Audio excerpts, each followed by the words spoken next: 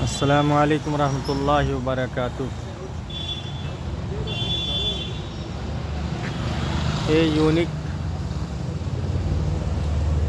करके MRI centre है। कई चीज़ों की जांच होती है यहाँ। हम आए थे आज डॉक्टर असफर जमाल साहब को अपनी अहलिया को दिखाने के लिए।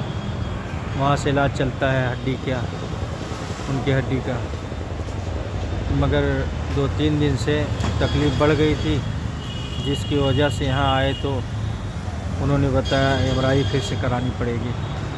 यही लेकर आए हुए हैं।